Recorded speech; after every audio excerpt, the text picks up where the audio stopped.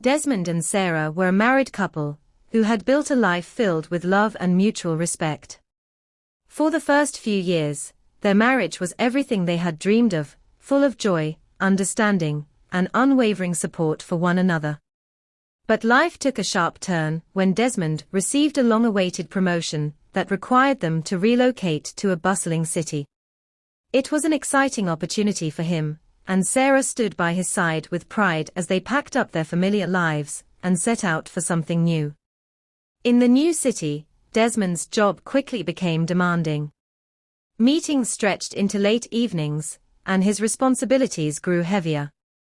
He often returned home exhausted, sometimes well past midnight, with little energy to engage in the conversations they used to have. Sarah, who had given up her own career to support their move, spent much of her time alone. The transition was difficult, and loneliness began to settle in. One day, at a neighborhood gathering, Sarah met Samantha, a charismatic and lively young woman. Samantha was friendly, her laughter infectious, and she seemed genuinely interested in getting to know Sarah. They exchanged numbers and soon became close friends. Samantha often visited, bringing cheer and conversation to Sarah's otherwise quiet home. It was a welcome distraction from the empty hours spent waiting for Desmond. Over time, however, Samantha's conversations took on a different tone. "Sarah," she would say, her eyes wide with feigned concern, "do you know where Desmond is right now?" Sarah, brushing off the implication, would answer, "He's at work, of course."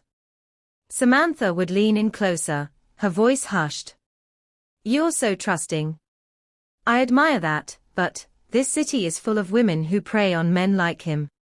Successful, busy, hardly at home. I'm just saying, be careful." At first, Sarah dismissed her words as baseless gossip. But as the days passed and Desmond's late nights became more frequent, Samantha's insinuations took root. "You let him come and go as he pleases," Samantha said once, shaking her head. "What if he's with someone else while you sit here, waiting?" Doubt crept into Sarah's heart. Every time Desmond came home late, exhaustion etched into his face, Sarah's mind raced with questions. Is he really at work? Could Samantha be right? These thoughts gnawed at her, stealing her peace. The man she once trusted without question was now a source of anxiety. Whenever Desmond announced a business trip, Sarah insisted on accompanying him. Each time, he explained patiently, "Sarah, it's strictly work. None of the other men bring their wives. It wouldn't be appropriate." "But why not?" she demanded, her voice trembling with frustration. "What are you hiding?" Desmond's brow furrowed, hurt flashing across his face. "I'm not hiding anything. I'm working to give us a better life. Why don't you believe me?" Their conversations became fraught with tension, spiraling into heated arguments. What once were loving exchanges turned into confrontations filled with accusations. Desmond, weary from long hours and hurt by Sarah's distrust, began to withdraw. "You're not the same," he said one night, his voice heavy with sadness. "I don't recognize you anymore. And I don't recognize you either." Sarah shot back. "Maybe Samantha was right about this city. About you." Mentioning Samantha's name only deepened the chasm between them. Desmond detested the influence she seemed to wield over his wife. He tried to reason with Sarah, to assure her of his loyalty, but the seeds of doubt had taken deep root. Whenever he left for work, Sarah's thoughts swirled with dark scenarios, each more distressing than the last. In her isolation, Sarah began to follow Desmond, trailing him to his office building and waiting outside for hours. She scrutinized his every move, desperate to catch even the smallest sign of betrayal. This behavior wore on Desmond, who began spending even more time at work, simply to avoid the suffocating atmosphere at home. One evening, Desmond returned early, hoping to surprise Sarah with a bouquet of her favorite flowers. Instead, he found her rifling through his briefcase, searching for evidence of imagined infidelities. "Is this who we are now?" he asked, his voice hollow. "Where is the trust we built together?" Tears streamed down Sarah's face. "I'm afraid, Desmond. I don't know what to believe anymore." He reached for her, but she pulled away. The space between them, once filled with love and laughter, now bristled with doubt and regret. Desmond knew something had to change. "If you can't trust me, there's no point to any of this," he said, his tone heavy with resignation, before turning away. Their relationship spiraled further into turmoil, weighed down by mistrust and unspoken hurt. Conversations grew colder, and silence filled their once warm home. One evening, as Desmond prepared to leave for another late-night meeting, he paused by the door. "This one might take a while," he informed Sarah flatly. "I don't know when it will end." She merely nodded, her eyes shadowed with worry, but as soon as he left, the doubts roared to life. Unable to quell her racing mind, Sarah decided to go to his office, desperate to see for herself if he was truly working. When she arrived, the security guard at the entrance blocked her way. "I'm sorry, There's a meeting in progress. No one is allowed inside." Panic and frustration bubbled over. "Desmond!" she screamed, her voice echoing through the building. "Desmond!" Inside the conference room, Desmond and his colleagues paused, startled by the commotion. When he heard his name being yelled repeatedly, a chill ran down his spine. "Excuse me for a moment," he muttered, embarrassed, and stepped out to see what was happening. The sight that greeted him was worse than he had imagined. Sarah was arguing with the security guard, visibly distressed and drawing the attention of everyone nearby. Some of his colleagues had already followed him out, curious about the noise. Desmond's face burned with humiliation as he approached. "Sarah, what are you doing here?" he demanded, trying to keep his voice steady. "Why are you here? I told you I was in a meeting. Are you following me now?" Realizing the scene she had caused, Sarah's defiance crumbled. "I'm sorry," she stammered, tears streaming down her face. I needed to see you." But there was no undoing the damage.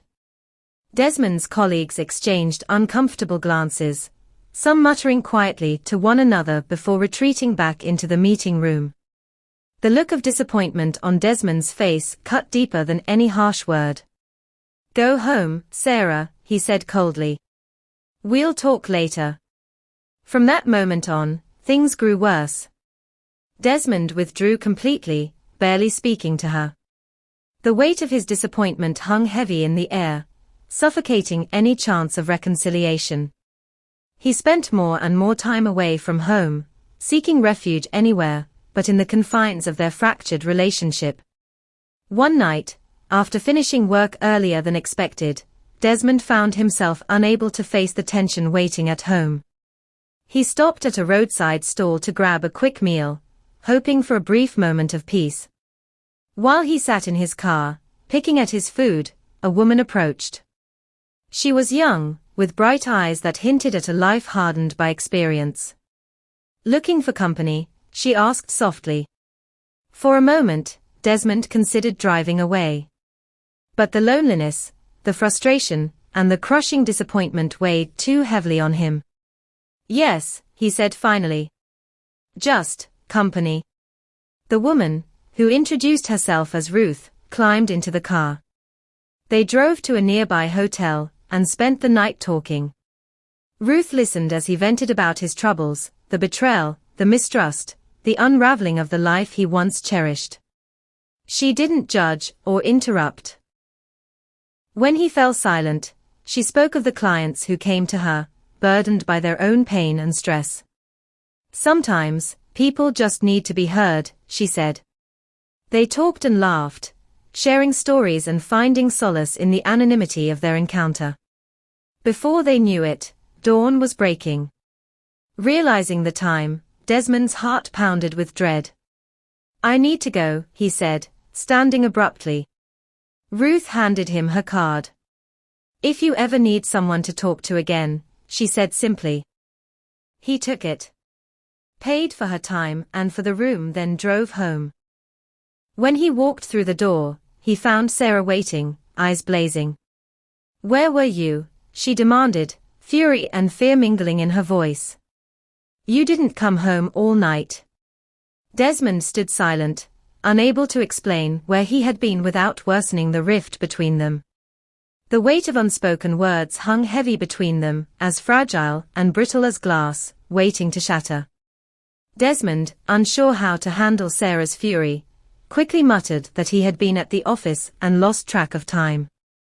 Without waiting for a response, he retreated to the bedroom, desperate to avoid another confrontation. Sarah, consumed by a mix of rage and exhaustion, chose not to pursue the argument, but fumed in silence.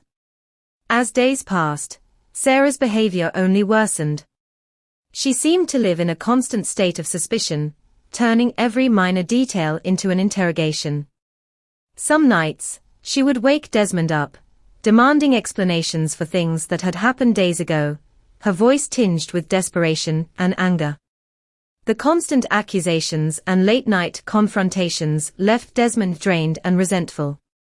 The warmth that once defined their marriage had turned into a suffocating coldness. Feeling trapped and unable to confide in anyone, Desmond found solace in Ruth. He began calling her more frequently, meeting her to talk when the pressure at home became unbearable. Ruth listened patiently, offering him an escape from the chaos. Over time, their bond deepened, built not on physical attraction, but on mutual understanding and empathy. Desmond found comfort in sharing his burdens with someone who didn't judge him, and Ruth began to open up as well. One evening, as they sat in the quiet corner of a small cafe, Ruth spoke of her life. I never wanted this, she admitted, her eyes downcast. It started when my mother got sick. We didn't have enough money for her treatment. I did what I had to do to save her. After she passed, I couldn't stop. My younger siblings needed to study, and someone had to provide for them. Desmond listened, moved by the weight of her words. You've done so much for your family, he said softly. No one should have to carry that burden alone. Ruth smiled bitterly. I keep hoping my siblings will get good jobs one day, that they'll help me leave this life behind. I don't want this anymore.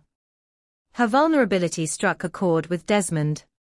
He saw beyond her exterior, and recognized someone who had sacrificed everything for the people she loved. Determined to help, he spoke without hesitation. You don't have to wait for someday, Ruth. I can help you. I'll cover your siblings' tuition, and help you start a business. You shouldn't have to do this anymore. Tears welled in Ruth's eyes. Why would you do that for me? Because you deserve a chance to rebuild your life, Desmond said, his voice firm. No one should have to suffer like this. The offer marked a turning point in their relationship. Ruth accepted his help, not out of desperation, but with a glimmer of hope. Desmond felt a renewed sense of purpose, finding solace in the fact that he could make a difference in someone's life. He arranged for Ruth's siblings' tuition fees to be paid, and helped her explore business opportunities. It became a project that gave him a sense of fulfillment he had long since lost at home. But at home, things continued to deteriorate. Sarah's distrust consumed her, and she remained oblivious to the bond that had formed between Desmond and Ruth. Every time Desmond stayed out late, every unexplained phone call, every sigh of exhaustion drove a deeper wedge between them. Desmond, exhausted by the endless cycle of accusations, withdrew further, finding moments of peace only when he was away from the house. The tension reached a breaking point one night, when Sarah confronted Desmond as he walked in the door. Where were you? She demanded, her voice cracking. I've had enough of your lies. Desmond stared at her, his own pain evident. I'm tired, Sarah. I can't keep fighting like this. Then tell me the truth, she spat, tears streaming down her face. Do you love someone else? The question hung in the air, heavy with implications. Desmond didn't answer, unable to admit the complicated emotions swirling within him. He didn't love Ruth in the way Sarah feared, but he also couldn't deny the peace and understanding he found in her presence. Desperate to end the cycle of pain, he turned away without a word and walked to the bedroom, leaving Sarah sobbing in the living room. Desmond's efforts to help Ruth continued. He set up a small business for her, a modest clothing store in a busy part of town. Ruth's business was flourishing, and Desmond felt proud of how far she had come. Helping Ruth gave him a sense of purpose and a reprieve from the chaos at home. However, Sarah's suspicions had reached a breaking point. Despite her husband's explanations, she couldn't shake the feeling that Desmond was hiding something. One afternoon, while Desmond headed to Ruth's store to check on her progress, Sarah decided to follow him. She was convinced that this was the day she would uncover the truth. She kept a safe distance as she saw him park outside Ruth's business. Watching from across the street, she saw them laughing and talking inside. Ruth looked vibrant and happy, and Sarah's jealousy boiled over. She stormed into the store, slamming the door so hard it startled everyone inside. Desmond and Ruth turned in shock as Sarah's voice echoed through the room. So this is where you've been spending all your time, Desmond. This is why you come home late and ignore your wife, she yelled, pointing an accusing finger at Ruth. Ruth, taken aback, tried to respond. Madam, I think you misunderstood. Don't call me madam, Sarah shouted. You think I don't see what's happening? Laughing, smiling, acting all innocent. You're ruining my marriage. Desmond quickly stepped between them, his face flushed with embarrassment. Sarah, stop this right now. You're making a scene. A scene? Sarah's voice cracked with anger. How dare you tell me I'm making a scene when you're sneaking around with her? Customers in the store began to whisper, some even stepping outside to avoid the confrontation. Desmond's humiliation deepened as Ruth stood silently, her hands trembling. Sarah, listen to me, Desmond said firmly but calmly. There is nothing between Ruth and me. I've been helping her get back on her feet, that's all. She's running this business now because I believed in her. This isn't what you think. But Sarah wasn't listening. Her anger had blinded her to reason. Helping her. Helping her.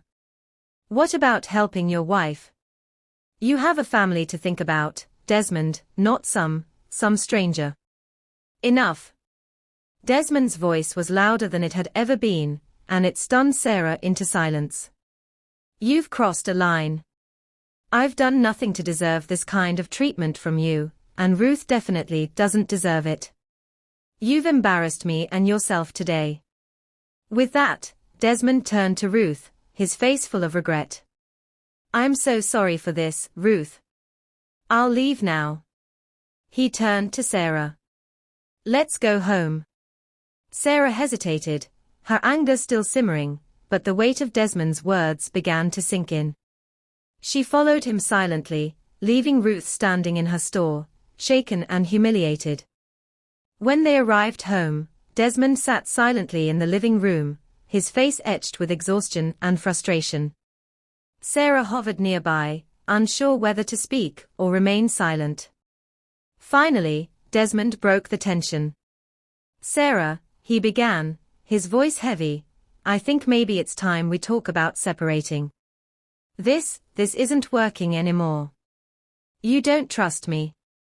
You don't listen to me. And I can't keep living like this, it's toxic. Sarah's eyes widened, her heart sinking at his words. You're saying we should get a divorce? Just like that? Desmond shook his head, running his hands through his hair. I'm not saying it lightly, Sarah. I've tried. I've tried to explain myself, to prove to you that there's nothing going on, but you don't believe me. You make assumptions, you accuse me, and I feel like I'm being punished for something I didn't do. I don't know how to fix this anymore." Tears welled up in Sarah's eyes, and she struggled to form her words. Maybe I acted this way because deep down I think you were cheating, Desmond. Maybe that's why I couldn't trust you." Desmond's face hardened, and he stood up, towering over her.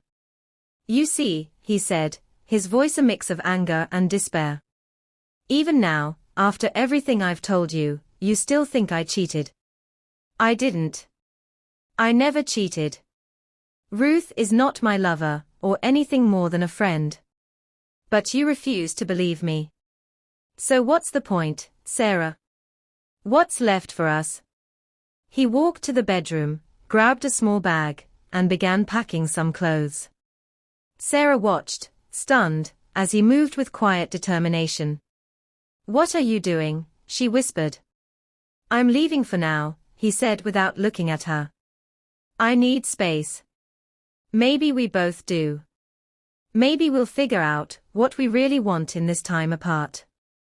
Desmond left the house that night, and Sarah sat alone in the silence of their home, tears streaming down her face. During their separation, for Sarah, Desmond's absence was overwhelming. At first, she was consumed by anger and resentment, blaming him for everything that had gone wrong. But as the days turned into weeks, she began reflecting on her actions and behavior. Slowly, she started to see how her constant accusations, jealousy, and mistrust had driven a wedge between them. One afternoon, Sarah mustered the courage to visit Ruth at her business. When she arrived, Ruth was visibly uncomfortable, her body tensing at the sight of Sarah. "Madam," Ruth said cautiously, "I don't want any trouble. Please, I swear, I'm not going out with your husband." Sarah held up her hand, her voice calm, but tinged with vulnerability. "I'm not here to accuse you, Ruth. I just want to talk. Can you hear me out?" Ruth hesitated, then nodded, gesturing for Sarah to sit. Sarah took a deep breath, her voice trembling as she asked, "Is it true? Is there really nothing between you and Desmond?" Ruth's expression softened, and she shook her head. "There's nothing, madam. Your husband has been like a friend to me. He helped me when I was at my lowest, but that's all. We've never had a romantic relationship." Sarah's eyes searched Ruth's face, looking for any sign of deceit, but all she saw was sincerity. Ruth began to explain how she and Desmond had crossed paths, and shared her story about her family struggles and her hope to leave her past life behind. "I understand why you might feel the way you do," Ruth continued gently, "but you need to see that your actions, your jealousy and mistrust, pushed him away. Desmond cares about you, but is exhausted. He doesn't deserve to be punished for things he hasn't done." Sarah sat in silence, Ruth's words cutting through her defenses. She finally understood how her behavior had contributed to the breakdown of her marriage. "Thank you, Ruth," Sarah said quietly, tears in her eyes. "I'm sorry for how I treated you. I just want to make things right with Desmond." Ruth gave her a small, understanding smile. "I hope you can, madam. He's a good man."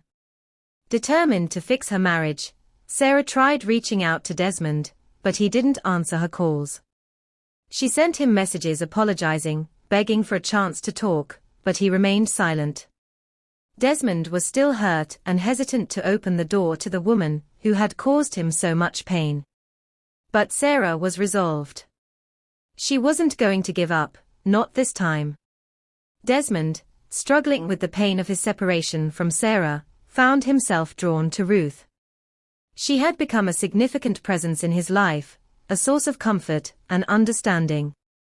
One evening, he visited Ruth's shop, and as they sat together over tea, he hesitated before voicing his thoughts.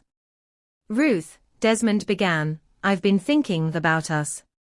You've been there for me, and I feel like we share something special. Do you think there's a chance for us to be together?" In a real relationship. Ruth looked at him, her expression thoughtful. Desmond, she said softly, I won't lie and say I haven't thought about it. I do care for you deeply. But I don't think what we feel is love, not the kind of love you're searching for. Desmond's brow furrowed. What do you mean? Ruth smiled gently. I think what we share is more about everything we've been through together. You helped me when I was at my lowest. You gave me a second chance at life, and I'll always be grateful for that. But I see the way you talk about Sarah, even when you're angry or hurt. I think you still love her, and I believe she still loves you too. Desmond leaned back, unsure. How can you be so sure about Sarah? Ruth hesitated, then said, because she came here to see me. She wanted to talk. She told me how sorry she was for everything she had done. I could see how much she regretted her actions, and how deeply she still cared for you. I think you owe it to yourself, and to her, to try to fix things. Desmond was silent for a moment, absorbing Ruth's words. Finally, he nodded. You've always been honest with me, Ruth. I think you're right. Ruth smiled. You're a friend I'll never forget, Desmond. But your place is with your wife. Go and make things right. Desmond reached out to Sarah that evening, and they met at a quiet cafe to talk. Both were nervous, but the conversation flowed naturally. I've been reflecting on everything, Desmond said. I'm sorry for how things spiraled, but I also feel hurt that you didn't trust me. I even considered moving on with Ruth, but she reminded me of something important, that what we had was worth fighting for. Sarah's eyes filled with tears. Desmond, I've been so wrong. I let my jealousy, my insecurities, and even things Samantha said poison my mind. I see now how much damage I've caused. I promise to change, to listen, and to trust you. They talked for hours, laying everything bare. Desmond explained how he met Ruth, her struggles, and why he helped her. Sarah listened with an open heart, believing him. I never wanted to hurt you, Desmond said. I was just trying to do something good for someone who needed help. I understand now, Sarah replied. And I'm okay with what you did for her. I trust you, Desmond. No more secrets between us. They vowed to rebuild their relationship on trust, honesty, and mutual respect. Desmond moved back home, and slowly, things began to improve. Months later, Sarah discovered she was pregnant. The news brought immense joy to their home, and even more so when they learned they were having twins. Their love deepened, and they became stronger as a couple. Ruth remained a close friend, often visiting their home. She had become part of their extended family, a reminder of the challenges they had overcome. One day, Sarah's cousin, Jonathan, visited from abroad. When he met Ruth, he was captivated by her beauty and grace. The two hit it off immediately, their connection undeniable. Jonathan and Ruth's relationship blossomed, and he proposed during a family gathering. After their wedding, Jonathan took Ruth and her siblings to the US, where he lived.